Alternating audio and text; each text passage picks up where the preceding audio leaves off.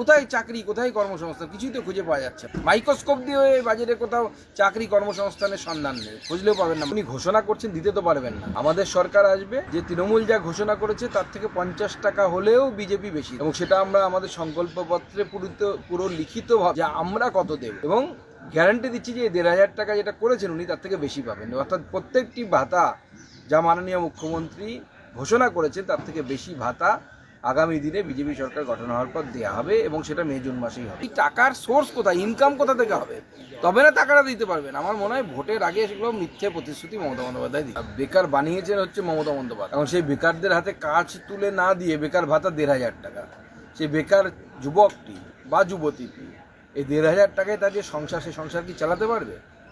আমরা এই মে মাসে আমাদের সরকার তৈরি হবে, তারপর আমরা বেকার যুবক যুবতীদের হাতে কর্মসংস্থানের ব্যবস্থা করব, এবং তার সাথে এই যে বেকার ভাতা দেওয়া হচ্ছে, আমরা বলেছি, যেহেতু কথা দিয়েছি যে তৃণমূল যা ঘোষণা করবে তার থেকে আমরা বেশি দেবো, এবং আমাদের সংকল্পপত্রে সেটা ঘোষণাও থাকবে, লিখিতভাবে আমরা মানুষকে জানাবো আমরা তার থেকে বেশিই দেব।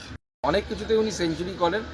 উনি এর আগে পিএইচডিও করেছিলেন, কালকে কোর্টে ওকালতিও করলেন। তার ফল নিটফল যে 0 হয়। 70 লক্ষ বেকার যুবক যুবতী অন্য রাজ্যে পালাচ্ছে কেন? যদি এতই সোশ্যাল সিকিউরিটি থাকতো তাহলে তো অন্য রাজ্যে যাওয়ার প্রয়োজন হতো না। অন্য রাজ্যে পালাচ্ছে কারণ কাজ নেই। এখানে 1000 টাকা দিয়ে আপনি একটা পরিবারকে চালাতে পারবেন না, 1500 টাকা দিয়ে একটা পরিবার চলতে পারে না। মাননীয় মুখ্যমন্ত্রী এটাই বুঝতে পারছেন না।